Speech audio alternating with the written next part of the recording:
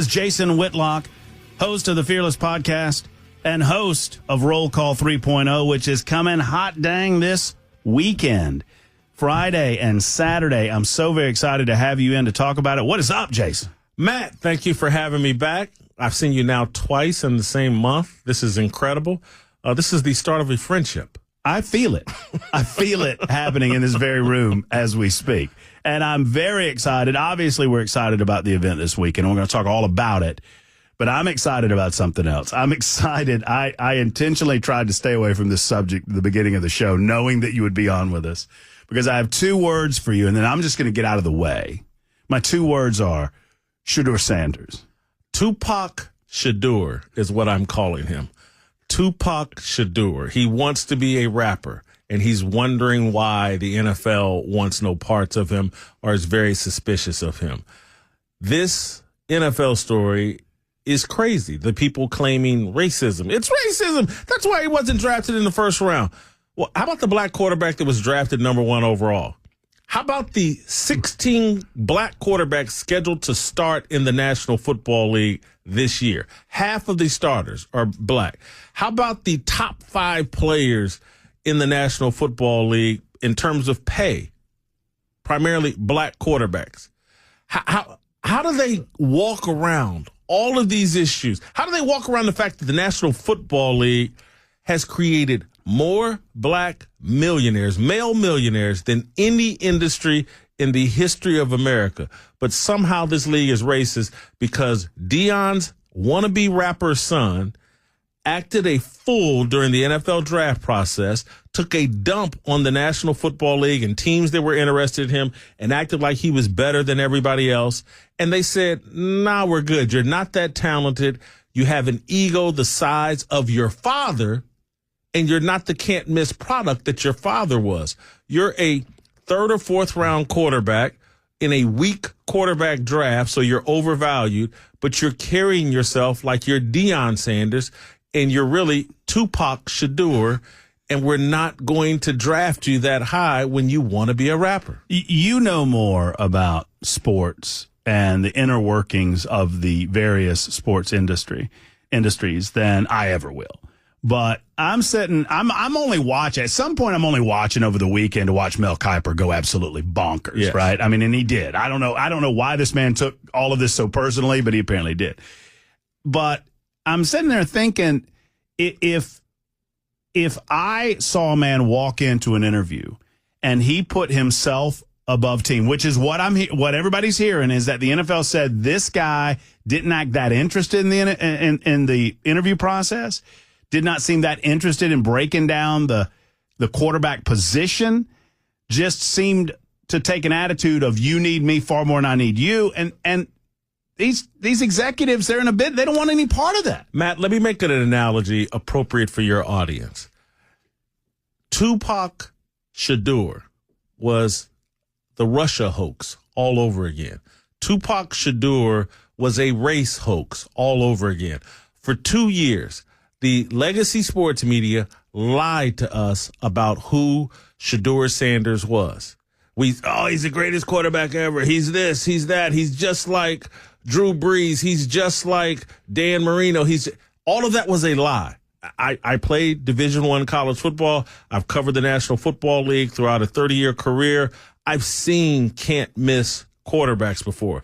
The media lied. This is no different than how they lied about Hillary Clinton. She's the greatest thing since sliced bread. No different how they lied about Kamala Harris and putting all these celebrities around Kamala Harris to convince you that she was some kind of Barack Obama-like character. And Barack Obama, another hoax, fake background, and he's God's gift to racial harmony in America. He's going to make everything all better.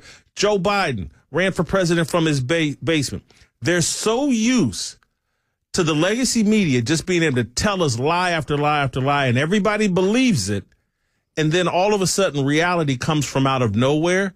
And the next thing you know, Mel Kiper sounds like the pollsters on 2016. I can't believe Hillary Clinton didn't get elected. And so they lie about the lies that they told. It reminds me of the old story about Lady Astor in New York City, who was shocked when John F. Kennedy beat Richard Nixon. And she said, I can't believe that Kennedy beat Nixon. Nobody that I know voted for John F. Kennedy. It was like she was completely oblivious to the fact that maybe that says more about her than it does about him or the vote. So what we were told by some in these media circles, and I think there's a lot of race baiting going on, and maybe even some political posturing going on, if you believe some of the media, that this was collusion. That 32 NFL teams got together and decided we're gonna show, what'd you call him, Tupac Shakur? We're gonna show Tupac Shakur who the real bosses are. The collusion was the other way. It was the legacy media lying to you out of fear of Deion and the worship of Deion. They've created a communication system echo chamber where if you're remotely critical of Deion Sanders or someone that black culture or social media, black Twitter has said, oh, that's one of the special versions of black people. If you're critical of them, you're racist. And so out of fear and out of just, hey, the idolatry and worship of Deion Sanders, he used to work at the NFL Network. He's friends with all the guys at the NFL Network. So they lied. The people over at ESPN, they're using Shadur Sanders and Deion Sanders for television ratings. And so they need to convince you that Deion's this great historic coach and that his son is this great historic quarterback. That helps ratings. All of the media, and again, people at Fox Sports, they're afraid of being called racist, being afraid of being critical of Deion Sanders because he will play the race card on you and social media will justify it. So they lied and no different. Hey, let me tell you that Hillary Clinton's the greatest presidential candidate ever and the future is all women. If you don't agree, you're sexist.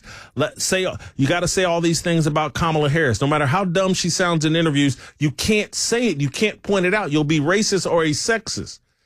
Barack Obama, same thing. You can't question his legacy, background, any of that. You're racist. You're homophobic. I don't know.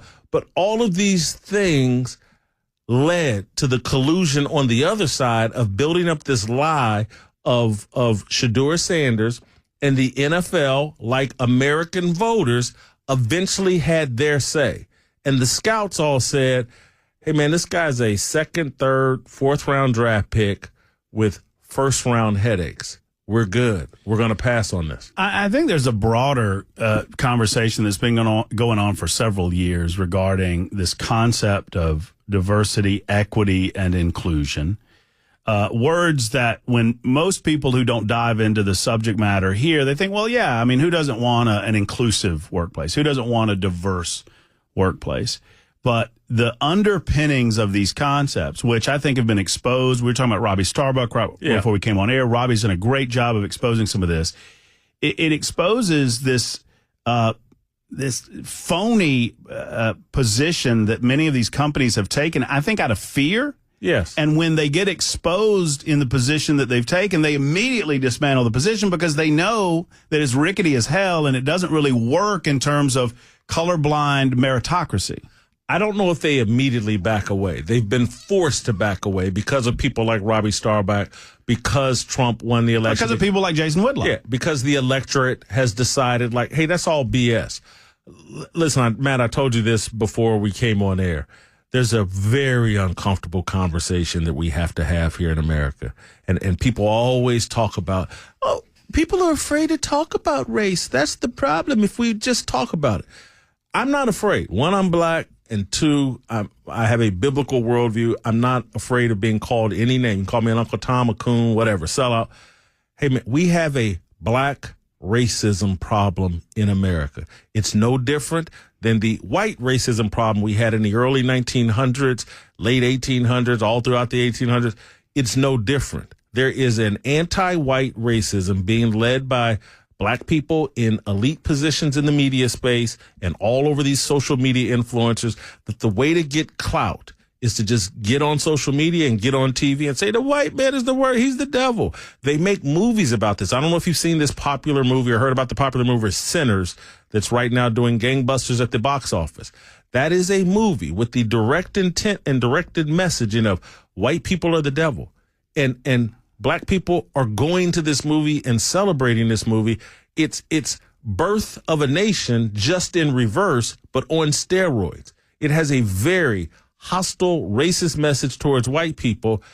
This anti-white racism needs to be spoken against. It's just as evil, it's just as divisive as the anti-black racism that ruled America. No one wants to talk about it. Everyone wants to argue like it's justified, and this is just, you fix racism with racism. Diversity, equity, inclusion, affirmative action. These are racist programs that say black people are inferior and we must lower standards. They can't do the same on the SAT. They can't get their GPAs together. They can't be on time. They can't be responsible. They can't stay in two-parent marriages and develop and raise their kids. We must lower all standards to accommodate them because we owe them this debt. That is racist. And it needs to be spoken against. And people need to draw a line in the sand and say, we're not doing this anymore. You're tearing apart our country. No different than what white racists and their anti-black bigotry tore apart this country. Why are we letting this happen all over again? We have to have a merit-based society. And I'm black, if forced to compete and earn our meals and earn what we eat based on merit, black people will do that. But as long as we keep handing them crutches and excuses, they will not. And that's where we've gone too far in this country. And as loud as those voices are, I still believe that they are, and I'm not talking about race, but minority voices. I think they're louder. I think they get a lot more oxygen on the media, in the media circus. But I go out and about, Jason, and I still believe, what I'm saying is I still believe that regardless of color, that a lot of Americans see through this garbage. I do think a lot of Americans see through this garbage, but it's just like, look, there was a lot of Americans when anti-white or when anti-black racism was rampant. There were a lot of Americans that saw through the garbage but remained silent. It's all about speaking up. Yeah, and let the loud voices dictate and determine how American society worked. We're doing the exact same thing here. People are afraid to speak against it. If you're white, you'll be called racist. If you're black like me, you'll be called a coon, an Uncle Tom, a Sambo, a closeted Klansman, or the face of white supremacy. No, I have a biblical worldview. We're all image bearers of God. And this whole racial dynamic, this racial division that they're promoting in America, I have to stand against. It harms all of us. Black people are denied the truth that will set them free and will help them advance. All problems as it relates to black Americans, if there's a problem, it's all connected to the destruction of the family. Period. Mm-hmm. End of story. That's the problem. We never get to talk about it because we always have to talk about the evil, racist white man that's anything that happens to black people. It has to be the evil, racist white man. It can't be your values. It can't be your behavior. It can't be your family structure. It's the evil white man. That's a joke. The same individuals that claim that they want to have these discussions, you invite them to have these discussions. And for those few, there are very few of them that will actually come to the microphone after they get invited. And then I start the conversation. I say, well, let's talk about crime in America. Within 5 minutes, I'm a racist. Within 5 minutes, I'm a racist. Just because I want to talk about, I don't want to blame. I just want to get to some root causes and talk. And I don't believe it has to do with color. I believe it has to do with culture. And I believe it has to do with absence of fathers within the home. And you've been talking about this for years. The lack of emotional control, the feminine emotional behavior to anything perceived as disrespect. This all comes from an absence of male leadership, a male father in the home. The statistics are overwhelming in people locked up and incarcerated. You go look at the family structure, and it doesn't care what color you are. The prisons are overrun with people from destroyed families, period. And then you toss in drug abuse. Drugs, absent father, those are the two key indicators. And when there is no father in the home, there's more likely to be drugs in the home and people reliant on drugs in the home because there's so much stress and anxiety when you remove that man. It's a patriarchal worldview that I have, and people that are having successful lives, people that are having successful marriages, They're not in objection to a patriarchal worldview. Black people, we've bought into a matriarchal worldview, a baby mama culture, and we're paying the consequences of that. And we get to remain in denial of our poor behavior and the destruction of family by saying, nope, it's white racism. Oh, there's all this collusion. It's a joke. This Friday, I am pleased to announce that we'll be broadcasting from 3rd and Lindsley from 3 until 7 o'clock, anticipating the huge event being hosted by Jason Whitlock. It's called Roll Call 3.0. It's in Nashville this Friday and Saturday. And Jason remains in studio with us to talk about this event, which, I mean, I feel like we've been talking about the nature of the event. When you talk about culture, when you talk about homes that involve fathers and mothers, when you talk about spirituality and men of a faith-based nature expressing their faith, this is what it's all about. I don't need to tell you because you're the host. Talk to us. Yeah, when we talk about the need for uncomfortable conversations, that's what Roll Call is somewhat about, particularly Friday night. Friday night, Tucker Carlson and I will have a conversation at 3rd and Lindsley that will be amazing. And it'll be about the things that I'm talking about on this show as it relates to, like, hey, man, there's an anti-white racism problem in America that no one wants to talk about publicly. We're going to talk about it publicly. We're going to talk about all the things going on in the culture that are evil and wicked and secular. We're going to have an amazing conversation. Randy Houser is going to sing country music for us at 3rd and Lindsley and entertain us. Steve Byrne, comedian, is going to do stand-up. How often do conservatives get to have the greatest event for a weekend in Nashville? This is a rare opportunity. Comedian who's terrific, Steve Byrne. Country music star, Randy Houser. Tucker Carlson, the most provocative, insightful journalist working in America, and then yours truly, who I believe is right there with Tucker Carlson. And so this is an awesome opportunity. Go to fearlessrollcall.com. That's a VIP event on Friday. Fearlessrollcall.com. Use the promo code 997. You can get 50% off those tickets for that event Friday that starts. Doors will open at 6 p.m. The event will start at 7 p.m.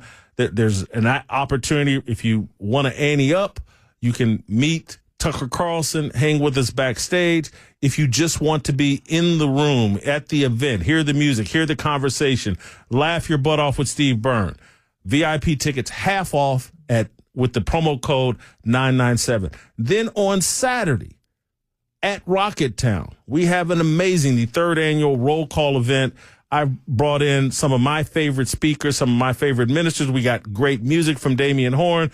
We got Pastor Corey Brooks coming in from Chicago with his guys. Corey Brooks spoke at the RNC this past year. But you're going to get inspired. And the Saturday event is just for men. The Friday VIP event is for men and women. It's a great date night. But this entire weekend, and then Saturday night, we close things out with a post party at Lee and Julie Beeman's home here in Nashville. The Duggar Band's going to perform. Tickets for that, half off. Go to fearlessrollcall.com. Use the promo code 997. You can get half off your seat, off your entry into that event. This is an awesome opportunity. Nashville is pretty left, pretty woke, pretty blue. How often is the best event, the best entertainment in Nashville directed at you, at conservatives, at people with a patriotic worldview, an America First worldview? This is a rare opportunity, and the tickets, particularly with this promo code, even without the promo code, but with the promo code half off, this is really affordable, great entertainment, a weekend for you and your wife, Friday night and Saturday night, a event during the day, Saturday, just for men.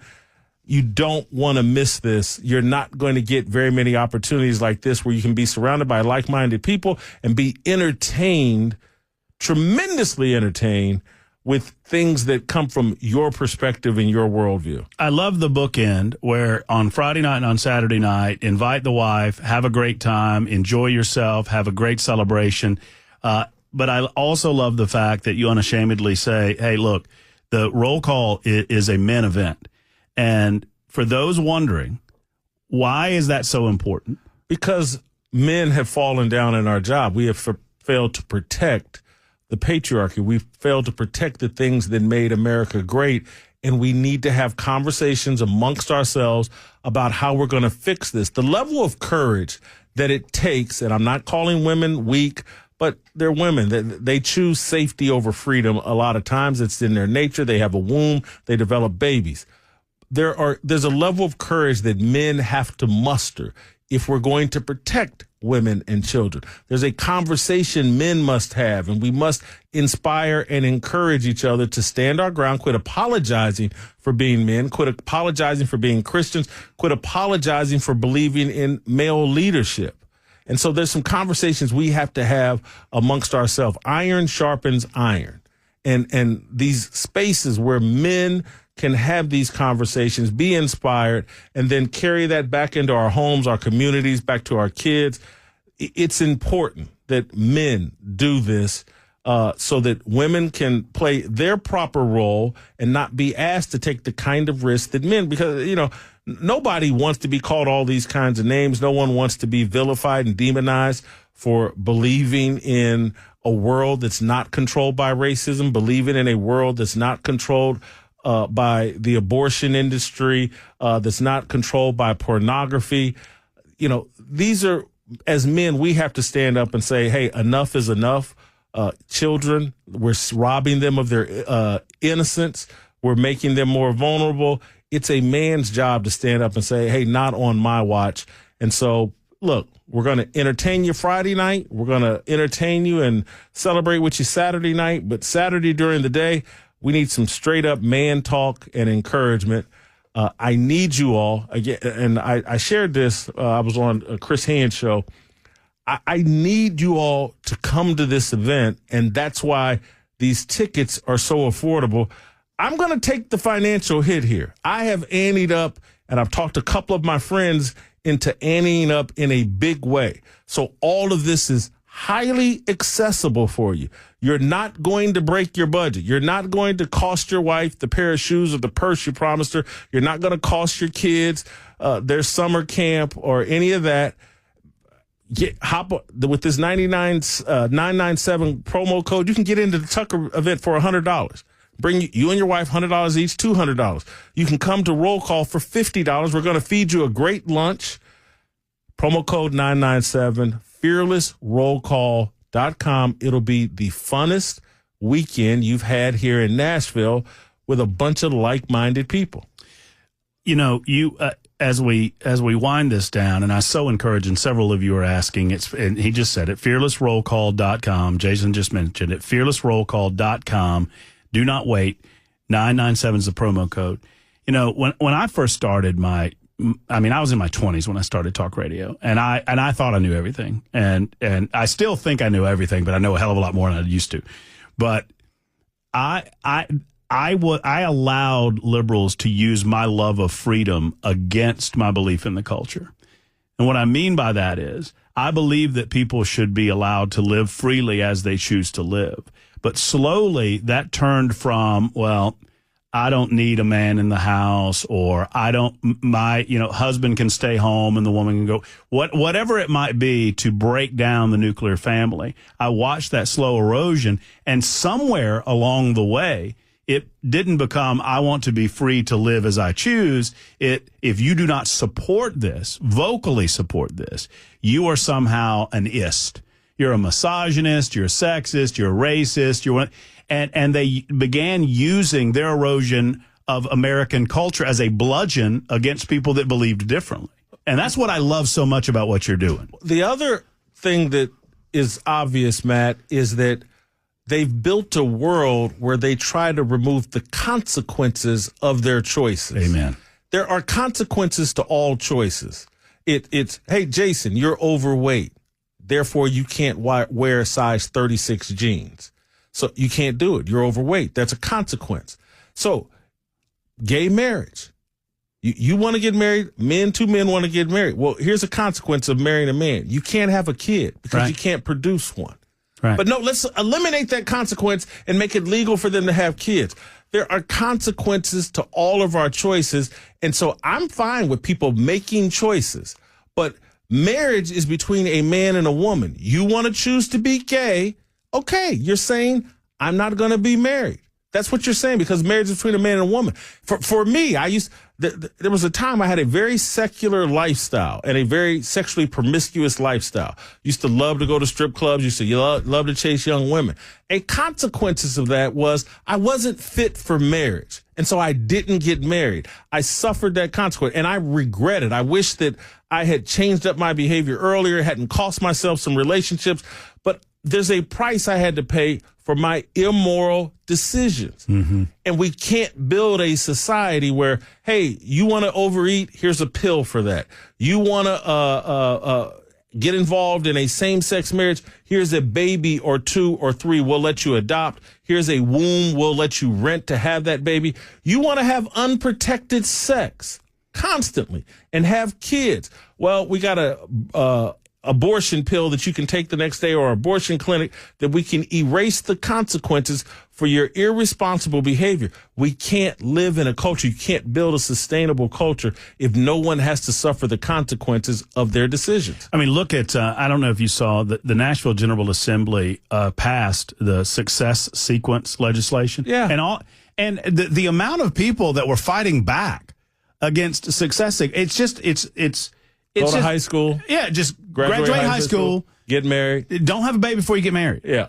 Get an education. You get a career. Don't get married until you're ready. Maybe hold off on sex until you find an appropriate partner. I mean, these types of things. We just want to teach basic. Wear a condom. How about that? Right. If you choose to do, right, and we want to teach these things, and there were people in the legislature fighting back, saying it was racist. What? They're trying to build a society that has no consequences. They want to be God. They want, you can do whatever you want to do, and there are no consequences for it. We've got a remedy for all of your immorality. That you can't build a sustainable society that way. You've said it better than I've always said. They want government to be God, but you're right. They want to be God. No question. All right. Fearlessrollcall.com is the website. One quick question about so one gentleman's asking, age restrictions on young men. What would you 18, say? 18, I would say. But on Saturday, I'd bring your 14-year-old boy. He needs to see you. Okay. With other men, worshiping, celebrating God. Some raise kids. I want to raise a man. I think he said his son is 10. I'll definitely bring him. He needs to see you celebrating God with other men. He definitely needs to see that. There wouldn't be anything better than that. And plus, we'll feed him a great lunch from Mission Barbecue. And if you're at Third and Lindsley, you're going to be serving some alcohol. That's an adult event. That's for you and your wife. Right. That's if some of you may be dating your future wife. Bring her. Your wife or your future wife may want to bring her man. And again, what's the over under on? Whether Tucker wears socks or not. What do you think? I think it's under because it's pretty hot here. And so I would take the under on that. It's toasty. I got sweatpants on right now and I regret it. So Friday night, Jason Hauser sings comedy from Steve Burns. Randy Hauser, not Jason Hauser. Jason Whitlock is going to host Tucker Carlson Friday night. Well worth it at Third and Lindsley. And then Rocketown all day. Speakers like Alan Jackson, Corey Brooks, Doug Wilson. Duggar Band's going to sing that afternoon. They're going to sing that night at the VIP event. It's all at fearlessrollcall.com. Fearlessrollcall.com, promo code 997. Do it right now, 50% off. Jason, I'll see you Friday. Thank you, Matt. See you.